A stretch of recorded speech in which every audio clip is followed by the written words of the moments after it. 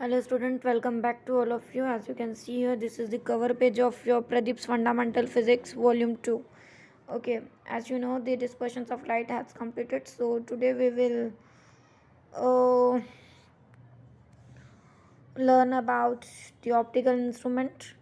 Before I'm going to start this lecture, I want to recall this topic, the human eyes. As you know, the human eyes is repeated topic, human eyes.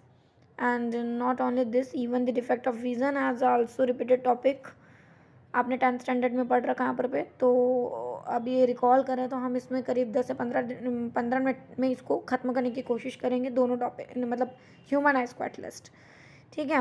But rather than this to topics, इसमें आपको microscope भी पढ़ना है, okay, the type of microscopes भी पढ़ना है और telescope भी पढ़ना है। एक्चुअली में माइक्रोस्कोप और टेलीस्कोप क्या है बेटा यहाँ पर ये क्या है एक्चुअली में, ये क्या है, ये भी एक तरह के को ऑप्टिकल इंस्ट्रूमेंट है यहाँ पर लेकिन ये ऑप्टिकल इंस्ट्रूमेंट्स क्या कहलाते हैं। पहली चीज़ तो ये बनाया गया, that means artificial. And second thing is what, कि ये क्या होते हैं एक्चुअली में, इमेज कैसा बना करके देते हैं, वर्चुअल इमेज बना करके देते हैं। आरी बात समझ, कैसा इमेज बना के देते हैं, वर्चुअल इमेज बना के देते हैं as compare to what, human eyes. क्योंकि ह्यूमन आई जो होता है वो क्या होता है, फोटोग्राफिक कैमरा या ह्यूमन आइज जो होता है वो क्या होता है, वो भी ऑप्टिकल इंस्ट्रूमेंट है, वन ऑफ द टाइप जो कि नेचुरल है। ह्यूमन आइज तो नेचुरल ऑप्टिकल इंस्ट्रूमेंट है यहाँ पर और जो कि रियल इमेज बनाता है। लेट मी क्लियर, ये रियल इमेज बना करके देता है क्योंकि नेचुरल है कहीं ना कहीं, है ना। Okay, let's start with the revision portion which is your the human eyes. Okay, let's talk about the human eyes. देखिए, आप चाहें तो मैं आपको पर्सनली सजेस्ट करना चाहूँगी कि आप इसे ज़रूरी नहीं कि प्रदीप फंडामेंटल से पढ़ें, आप इस टॉपिक को अपने 10th स्टैंडर्ड से भी पढ़ सकते हैं। 10th स्टैंडर्ड की जो बुक आपके पास होगी एनसीईआरटी ना सही तो आप इसको रेफरेंस ले सकते हैं, जैसे कि दिनेश पब्लिकेशंस का जो रेफरेंस है उसमें भी बहुत अच्छा एक्सप्लेनेशन दिया गया है ह्यूमन आइज को लेकर के, बहुत अच्छा फिगर डिस्क्राइब किया गया है और उसमें जो एक्सप्लेनेशन है हर एक पार्ट्स को लेकर, इंडिविजुअली पार्ट्स को लेकर, वो बहुत ही क्लियर दिया है। और वो जो एक्सप्लेनेशन दिया है वो आई थिंक इनफ एक्सप्लेनेशन है 12th के पर्पज़ से भी, तो आप उस बुक को भी फॉलो कर सकते हैं यहाँ पर, ठीक है। इसमें क्या कर दिया एक्चुअली, इसमें आप देखेंगे थ्योरी को कम्प्लीटली मिक्स कर दिया गया है। थ्योरी को कम्प्लीटली मिक्स कर दिया है, दैट मीन्स इंडिविजुअल एक एक पार्ट्स को डिस्क्राइब नहीं किया गया है। जैसे eyeball, at the same time वहाँ पर एक्यूरस ह्यूमर और cornea, then the other crystalline, है ना। ये सारी जो चीज़ें हैं, सिलियरी मसल्स वगैरह, ये सारी चीज़ें एक साथ क्या कर दिया, इन्वॉल्व कर दिया, तो खिचड़ी बन गई है। तो आप क्या कीजिए, सबसे पहली चीज़ तो आप इंडिविजुअली जो पार्ट्स देख रहे हैं, जैसे कि ह्यूमन आइज में प्यूपल है, तो फर्स्ट ऑफ ऑल आप प्यूपल से रिलेटेड सारी इन्फॉर्मेशन निकाल लीजिए। दैट मीन्स प्यूपल ये जो पार्ट है इस ये एग्जैक्टली किस सेक्शन पर होता है, एग्जैक्टली इस पर क्या वर्क होता है, इसका क्या फंक्शन है, इसका क्या रोल है, इसकी क्या इंपॉर्टेंस है, सारी चीज़ें आप समझ लीजिए। इंडिविजुअली यदि आप एक एक पार्ट्स को समझेंगे तो क्लैरिटी बनी रहेगी, इसलिए मैं कोशिश करूँगी इंडिविजुअली एक्सप्लेन करने की। आप चाहें तो ये थ्योरी यहाँ पर पढ़ सकते हैं, ठीक है। इसमें क्या कर दिया, कंबाइंड कर दिया सारी चीज़ को, एक पहले तो इंट्रोड्यूस्ड कर दिया, इस पैराग्राफ में क्या कर दिया, सिर्फ इंट्रोड्यूस्ड किया, बेसिकली इंट्रोड्यूस्ड किया, वर्किंग एक्सप्लेन नहीं किया है। आप देख सकते हैं मैं थ्योरी पढ़ने जा रही हूँ यहाँ पर क्या लिखा है, the outer part called the eyeball. It's nearly spherical with a diameter of about 25 mm. Light enters the eyes through a transparent white membrane called the cornea. It covers a clear liquid called the aqueous humor, behind which there is diaphragm called the iris, with a circular aperture called the pupil of the eye. Behind the iris is a crystalline lens held in positions by the ciliary muscles. The reasons behind the crystalline lens, it's filled with a jelly-like substance call the vitreous humour. Okay, आप देख सकते हैं यहाँ पर इस पूरे complete paragraph में कितनी चीज़ों को इंट्रोड्यूस किया गया है। आईबॉल को इंट्रोड्यूस किया गया है, कॉर्निया को इंट्रोड्यूस किया है, एक्यूरस ह्यूमर को, इसके बाद क्रिस्टलाइन लेंस वर्ड यूज़ किया गया है, प्यूपल इंट्रोड्यूस किया गया, सिलियरी मसल्स की पोजीशंस बताई गई है, विट्रस ह्यूमर बताया गया किस पोजीशंस में किस जगह अवेलेबल होता है। तो बेसिक इंट्रोडक्शन दे दिया गया यहाँ पर एकदम बेसिक इंट्रोडक्शन है, इसकी वर्किंग या फीचर्स नहीं बताए गए, उसको पीछे डाल दिया गया है। इसका वर्किंग और फीचर्स यहाँ पर एक्सप्लेन किया गया है। और मोस्ट सेंसिटिव लाइट को लेकर के जो मोस्ट सेंसिटिव एरिया है वो यहाँ पर retina, which covers the covered place surface of the eye. The retina, it's a film of nerve fibers consisting of millions of structures called the rod and cones. The rod sense light intensities and cones sense the colors. When the stimulated by light, this is structured and electrical impulse to the brains via the optics nerve. The brain finally interrupts the image on the retina. देखिए, retina को लेकर के इसने क्या कर दिया है, असल मायनों में रेटिना का ना केवल इंट्रोडक्शन दिया है, रेटिना को ना केवल इंट्रोड्यूस किया बल्कि रेटिना की पूरी थ्योरी को भी एक्सप्लेन किया है कि रेटिना कैसा है, क्या काम करता है, किस तरीके से उसकी वर्किंग है, किन से मिलकर के वो बना है, किन पार्ट्स में वो क्लासिफाइड है ना। रेटिना को लेकर के उसने सारी चीज़ें डिस्क्राइब कर दिया है। रेटिना से ही लिंक है इन दो और चीज़ों का, एक यहाँ पर पे आपको बताया गया ब्लाइंड स्पॉट, दूसरा बताया गया यहाँ पर पे येलो स्पॉट। ये दोनों भी क्या है, पार्ट ऑफ रेटिना है, कहीं ना कहीं ये दोनों भी क्या है, पार्ट ऑफ रेटिना। तो चलिए let's start with the retina. अब आप सोच रहे होंगे मैडम आपने सब छोड़ दिया, कॉर्निया, आइरिस, आइलैंड्स वगैरह सारी चीज़ें छोड़कर, सिलियरी मसल्स वगैरह का वर्किंग छोड़कर आप सीधा रेटिना पर आ रहे, क्योंकि आपकी इस बुक में सीधा रेटिना को डिस्क्राइब किया गया है। जैसे जैसे जिसका वर्किंग होगा हम वैसे वैसे एक्सप्लेन करेंगे। देखिए, आपने अभी जो थ्योरी पढ़ी यहाँ पर, इस थ्योरी से आपको क्या समझ में आ रहा है, रेटिना क्या है, इसका एग्जैक्टली काम क्या होता है। रेटिना एक तरीके का स्क्रीन है, ये एक स्क्रीन की तरह रोल प्ले करता है। जैसे स्क्रीन किसी ऑब्जेक्ट का इमेज किसी स्क्रीन पर बनता है, ठीक वैसे ही ह्यूमन आइज के सामने, उसके सामने जो कोई भी ऑब्जेक्ट होगा उस ऑब्जेक्ट का इमेज कहाँ पे बनेगा, रेटिना पर बनेगा। एंड दैट्स वाई रेटिना जो है वो एक स्क्रीन की तरह रोल प्ले करता है, ठीक है। और ये किससे मिलकर के बना होता है बेटा, कई सारे ऑप्टिकल टिश्यूज से मिलकर के बना होता है। आप बोल सकते हैं कि टिश्यू से मिलकर के बना, टिश्यूज़ की एक क्या है यहाँ पर एक पतली ट्रांसपेरेंट लेयर है यहाँ पर आप ऐसा समझ सकते हैं। और जो कहाँ पे होता है, आई के बैक साइड पर होता है। आप देख सकते हैं अभी आपने थ्योरी पढ़ी यहाँ पर कहाँ पे होता है, curved back surface of the eye लिखा हुआ है इसमें, ठीक है। यहाँ पर पे उससे ढका रहता है रेटिना, और इसे हम क्या पढ़ते हैं साथ ही साथ इसको, ठीक है। चलिए, और एक किन से क्लासिफाइड है, किन दो पार्ट से क्लासिफाइड है, किन दो पार्ट से मिलकर के बने यहाँ पर रोड और कोन्स। इनकी स्ट्रक्चरिंग में आप देखेंगे कि दो पार्ट शामिल है, रोड्स और कोन्स। अब इन दोनों पार्ट्स का अपना अपना ही क्या है, एक रोल है यहाँ पर पे। यदि हम बात करें किसकी, रॉड्स की बात करें, तो रॉड्स एक्चुअली में क्या रोल प्ले करते हैं यहाँ पर पे, ये सेंसिटिव होते हैं यहाँ पर पे लाइट को लेकर। This is the most sensitive area. ये rods are sensitive, sensitive to lights बोल सकते हैं यहाँ पर पे, sensitive for the lights. So ठीक है, when the stimulated by light, ठीक है, यहाँ पर stimulated by the light, this structures and electrical impulse to the brains via the optics nerve. देखिए, दोनों का अपना अपना रोल है। सबसे पहले कौन रोल प्ले करेगा, रॉड।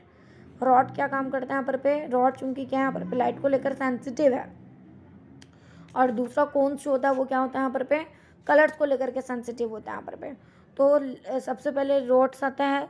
रोड्स क्या करते हैं यहाँ पर पे, लाइट उस पर इंसिडेंट होती है, लाइट को लेकर चूंकि सेंसिटिव है, ठीक है। लाइट्स को लाइट्स को लेने के बाद में लाइट्स ऑब्जेक्ट के कलर को आइडेंटिफाई करने का काम कौन करता है, कोन्स करते हैं यहाँ पर पे।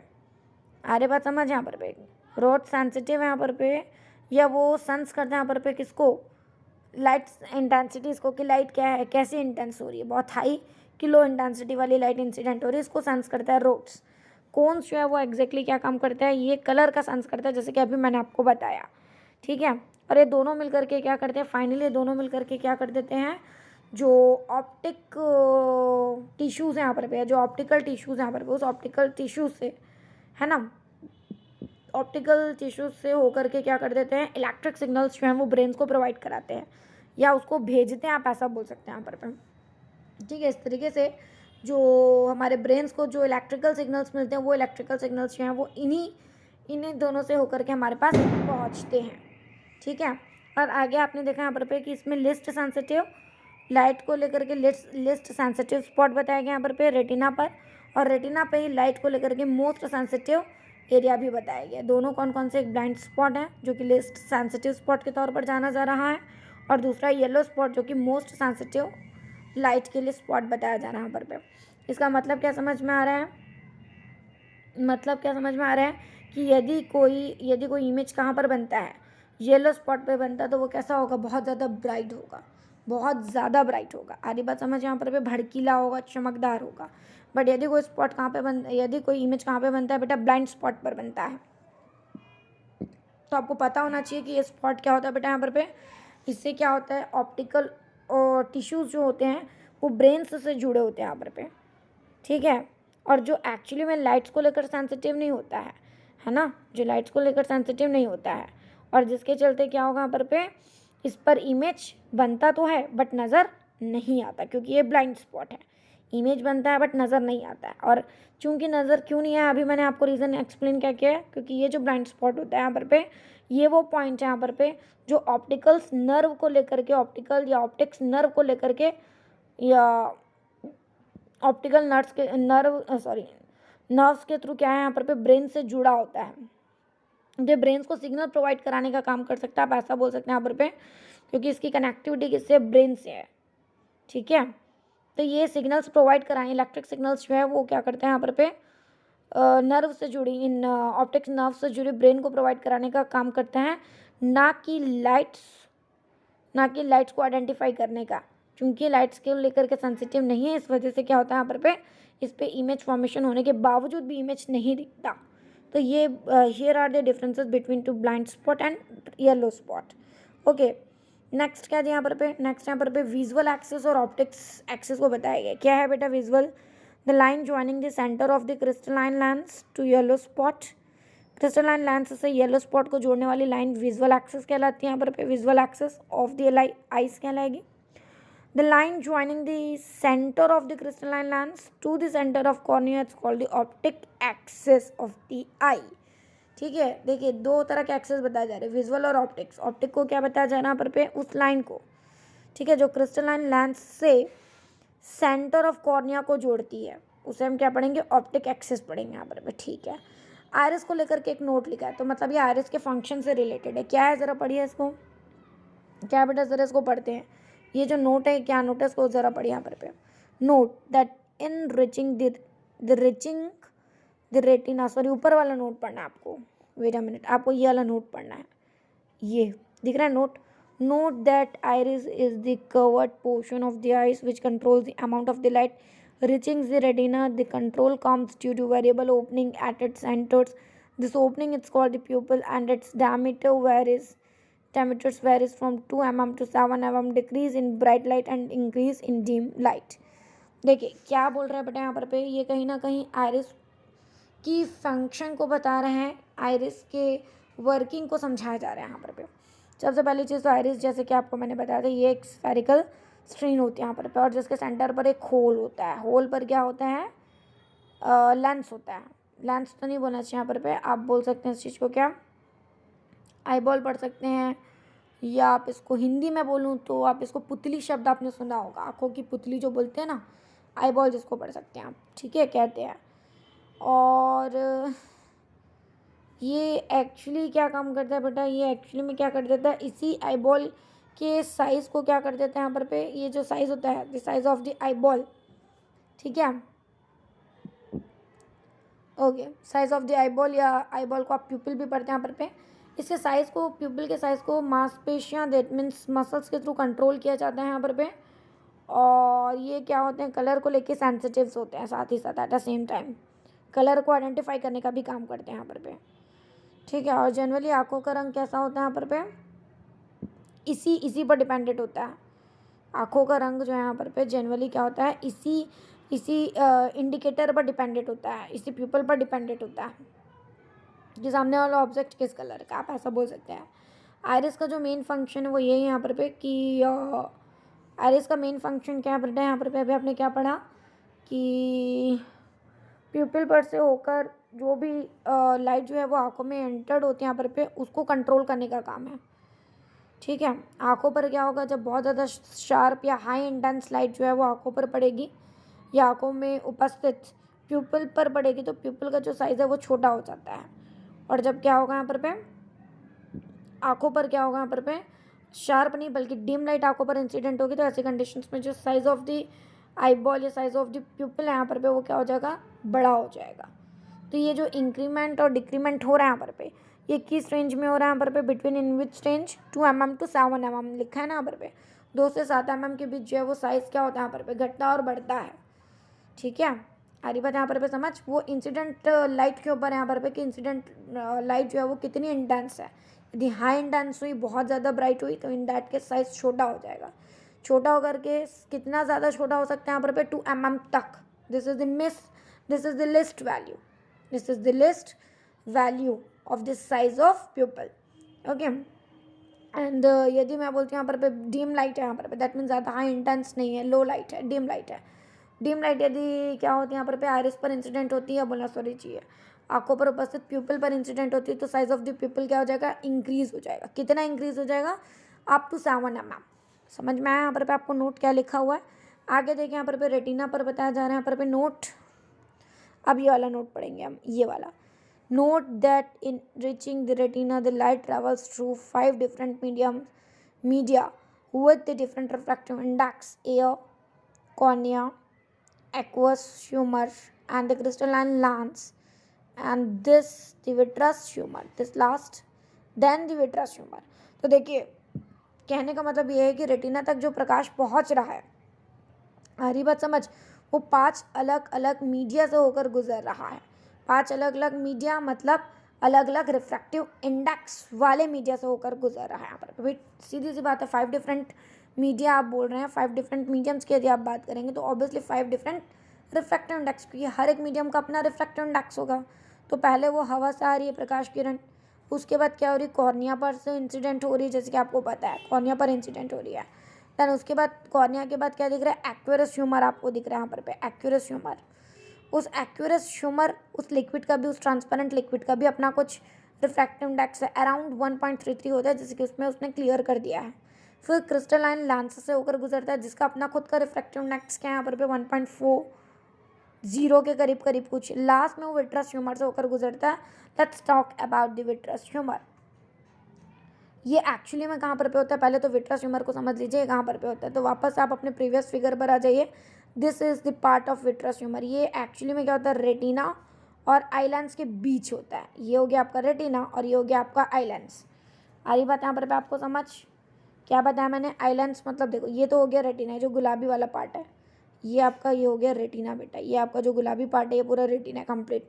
और आई लेंस मतलब क्या हो जाएगा आपका, ये आई लेंस आपको दिख रहा है यहाँ पर तो ये आप देख रहे हैं यहाँ पर इन दोनों के सेंटर पे आपको कौन दिख रहा है, इन दोनों के सेंटर पर आपको कौन दिख रहा है, ये कंप्लीट जो सेंटर पे भरा हुआ ट्रांसपेरेंट लिक्विड है, वो ट्रांसपेरेंट लिक्विड सब्सटेंस एक्चुअली में क्या यहाँ पर विट्रस ह्यूमर है, जिसका अपना रिफ्रैक्टिव इंडेक्स कितना होता है बेटा यहाँ पर 1.33 अराउंड होता कुछ है यहाँ पर। ठीक है, समझ में आ रहा है यहाँ पर। तो ये एक अनदर मीडियम होगी। तो इस तरीके से टोटल रेटिना तक कितने मीडियम से होकर 5 डिफरेंट मीडियम से होकर, एक तो आया एयर, सबसे पहले जो आएगा नंबर पर एयर, यानी कि आप बात करें इधर पर एयर पहला मीडियम हो गया। दूसरा मैंने आपको क्या बताया, दूसरा क्या बताया कि यहाँ पर आपको कॉर्निया प्यूपल, सॉरी दूसरा प्यूपल है, तीसरा कॉर्निया है, फोर्थ आ जाता है यहाँ पर आयरिस, आयरिस आएगा क्या यहाँ पर नहीं, ये क्रिस्टलाइन सेल्स कहाँ पे चला गया यहाँ पर आपका क्रिस्टलाइन लेंस क्रिस्टलाइंस आइलैंड्स वगैरह के अंदर ही आपको देखने मिलेगा। और उसके बाद विट्रस ह्यूमर। तो इस तरीके से क्या हो जाएगा यहाँ पर 4 और ये हो जाएगा लास्ट 5,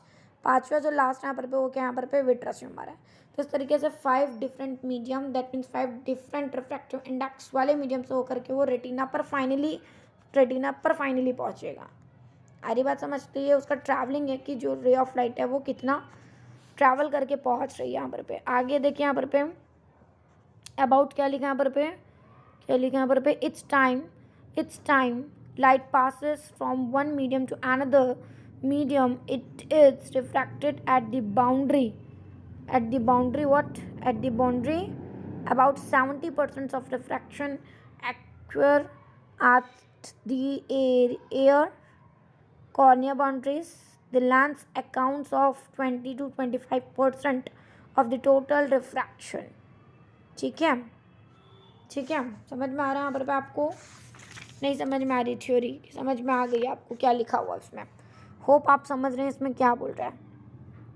चलिए अब बहुत टाइम टेकन हो रहा है बेटा, थोड़ा सा आगे बढ़ेंगे। आगे देखिए पढ़िए आगे क्या लिखा हुआ है यहाँ पर one of the remarkable property of the eye it's what the ability of the eye to observe the distinctly the object situated at widely different distance from the eye. The property of the eye is called the accommodating power or the accommodation of the eyes। इसको आपने पढ़ा होगा 10th standard में भी, accommodation आपने पढ़ा है और उसको लेकर के शायद आपने पावर ऑफ द आई के तौर पे भी पढ़ा है इसको। accommodation that means the power of eye के तौर पे भी आपने इसको पढ़ा है। सॉरी accommodation को आपने, मुझे जहाँ तक ध्यान आ रहा है, इसको आपने क्या पढ़ा है यहाँ पर पावर के इन्वर्स के तौर में पढ़ा है एकमेंडेशंस को। पावर ऑफ द लेंस का इन्वर्स होता है यहाँ पर, ऐसा कुछ मुझे ध्यान आ रहा है एग्जैक्टली तो नहीं, लेकिन हाँ एकमेंडेशन क्या लिखा है बेटा, क्या है, एक तरीके की एबिलिटी है। क्या है बेटा, एक तरीके की एबिलिटी। जैसे कि मैंने आपको बताया पहले, आपको मैंने बोल दिया था कि जो ह्यूमन आइस होता है बेटा यहाँ पर पे, ये क्या कर लेता है, अलग अलग जगहों पर रखे ऑब्जेक्ट की, अलग अलग जगहों पर या अलग अलग दूरी पर रखे ऑब्जेक्ट के लिए फोकस कर लेता है। ये क्या कर लेता है, बाय डिफॉल्ट फोकस कर लेता है, ठीक है, डिस्टेंस को फोकस कर लेता है। तो देखो लिखा है इसमें वही सेम चीज़ लिखी है यहाँ पर पे, one of the remarkable property of the eye is the ability of the eye to observe distinctly the object situated at widely different distance from the eyes. आँखों से बहुत ही अलग अलग दूरियों पर रखे हुए ऑब्जेक्ट्स को ऑब्जर्व करने की, को अलग अलग पहचानने की जो एबिलिटी यहाँ पर पे, ठीक है, यही एबिलिटी क्या कहलाती है, एकमेंडेटिंग पावर या एकमेंडेशन कहलाती है। तो ह्यूमन आइज में बाय डिफ़ॉल्ट ये नेचर होता है। देखो जनरली बेटा ये, इसको आप ऐसा समझ सकते हैं कि जब आप लैब में जाते हैं तो लैब में जो आप जो पढ़ते हैं, एक्सपेरिमेंट्स जो आप पढ़ते हैं, लेंस फार्मूला, मिरर फार्मूला वगैरह जो आप पढ़ते हैं, जो ऑप्टिकल इंस्ट्रूमेंट्स वहाँ पर पे होते हैं, है ना, जो ऑप्टिकल इंस्ट्रूमेंट वहाँ पर पे जो होते हैं, तो उसमें मिरर और लेंस को हम क्या करते हैं, ऐड, वो उसकी फोकस लेंथ को क्या कर, उसकी फोकल लेंथ को हम एडजस्ट करते हैं, ठीक है। आ रही बात यहाँ पर पे समझ, उसमें ऑब्जेक्ट की पोजीशंस को आगे पीछे करके ऑब्जेक्ट अपनी जगह पे रखा है, तो उसकी फोकस को हम कहीं ना कहीं क्या करते हैं, फोकल लेंथ को एडजस्ट करते हैं, ठीक है, क्योंकि ऑब्जेक्ट पे जब तक फोकस नहीं होगा तो इमेज नहीं बनेगा। मैं क्या बोलने की कोशिश कर रही हूँ, समझ में आ रहा है यहाँ पर पे, समझिए यहाँ पर पे। तो उसको हम एडजस्ट करते हैं, जो लैब के अंदर हमारा ऑप्टिकल बेंच होता है, और ऑप्टिकल बेंच दैट मीन्स जो ऑप्टिक्स पर बेस्ड जितने भी एक्सपेरिमेंट हम लैब में करते हैं यहाँ पर पे, वो सभी क्या होते हैं बेटा यहाँ पर पे, वो सभी कैसे होते हैं, मिरर फार्मूला, लेंस फार्मूला वगैरह जो पर बेस्ड जो हम पढ़ते हैं, वो सब कैसे होते हैं, उसमें एडजस्ट करना पड़ता है हमको, फोकल लेंथ को हमको करना पड़ता है, ठीक है, इमेज की पोजीशन, ऑब्जेक्ट की पोजीशंस के अकॉर्डिंग हमको एडजस्ट करना पड़ता है फोकल लेंथ को। लेकिन ह्यूमन आइज में क्या है, बाय डिफ़ॉल्ट ये एबिलिटी होती है कि हमारी आंखें क्या कर लेती हैं, अलग अलग दूरियों पर रखे हुए ऑब्जेक्ट्स को क्या कर लेती हैं, या उसके हिसाब से फोकल लेंथ को एडजस्ट कर लेती है। उसमें बाय डिफ़ॉल्ट ये एडजस्टमेंट की क्वालिटी होती है। तो जो ये जो एबिलिटी है, ability to adjustment of focal length for the different distinct widely objects, आ रही बात यहाँ पर पे समझ, यही एबिलिटी एकमेंडेशन कहलाती है। तो ये सारी चीज़ें आपको पता होना चाहिए। चलिए अब इसमें दो और नई चीज़ें आपको बताएगी जो कि बहुत काम की चीज़ें, ये भी आपने 10th में पढ़ा होगा, far point and the far point, और एक आपने पढ़ते हैं यहाँ पर पे क्या चीज़, फार के अलावा आप क्लोज पॉइंट करके एक पढ़ते हैं, देखते हैं कहाँ पर पे दिया है, ठीक है। फार पॉइंट क्या इंट्रोड्यूस किया गया, पहले आप उसको देख लीजिए। फार पॉइंट किसको बोला जा रहा है, when the object moves closer to the eye the ciliary muscles tensions automatically, okay, tenses automatically, thereby increasing the thickness and decreasing the focal length of the eyes lens. The most distant point which an eye can observe clearly is called the far point.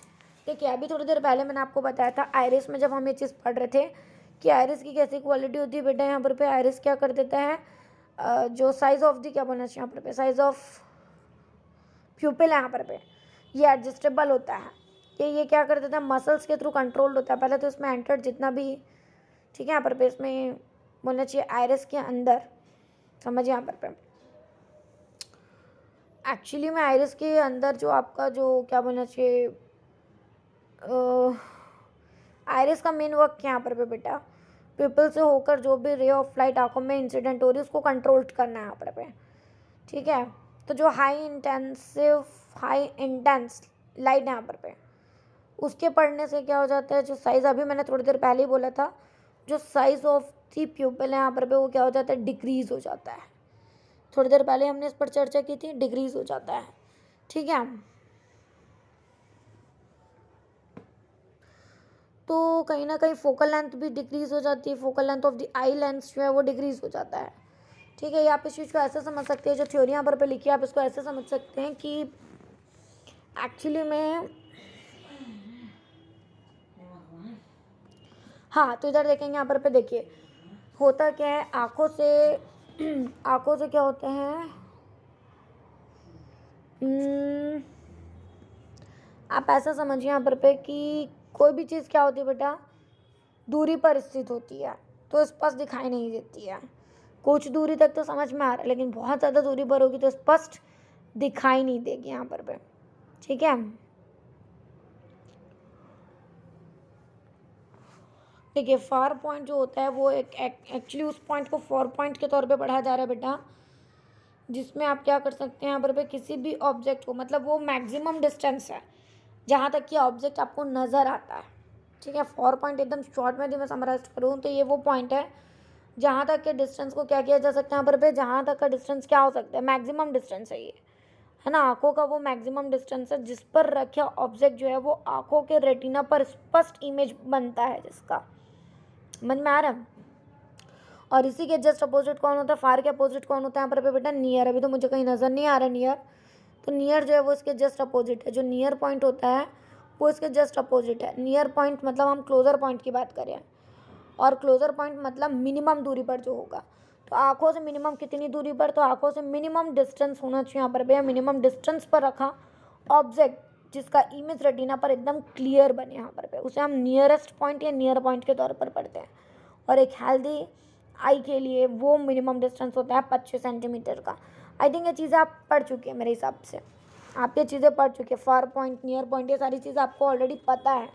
ठीक है, जो far point और और जो आपको बोलना चाहिए near point है, इन दोनों पॉइंट्स के बीच का जो डिफरेंसेस है, जो इंटरवल है यहाँ पर पे, है ना, समझ में आ रहा है यहाँ पर पे, उसे एक्चुअली में हम क्या पढ़ते हैं यहाँ पर पे, उसे क्या पढ़ते हैं यहाँ पर पे, आप बोलिए। उस इंटरवल को आप क्या पढ़ते हैं, इंटरवल को आप पढ़ सकते हैं, उसी को आप पढ़ते हैं यहाँ पर पे क्या, रेंज ऑफ विज़न पढ़ते हैं। क्या पढ़ते हैं, रेंज ऑफ विज़न पढ़ते हैं उसको। और एक जनरल आंखों के लिए यदि हम बात करें तो रेंज ऑफ विजन कितना होता है, 25 सेंटीमीटर से स्टार्टेड, और 25 सेंटीमीटर से स्टार्टेड है, that means from two 25 centimetre up to infinitive. कहाँ तक है, इन्फिनिटिव तक है, क्योंकि फार पॉइंट मतलब हमारा इन्फिनिटिव से है। ठीक है, समझ में आ रहा है यहाँ पर पे। चलिए आज की क्लासेस ओवर करते हैं, नेक्स्ट क्लासेस में हम डिफेक्ट ऑफ विजन पढ़ेंगे। क्या पढ़ेंगे, डिफेक्ट ऑफ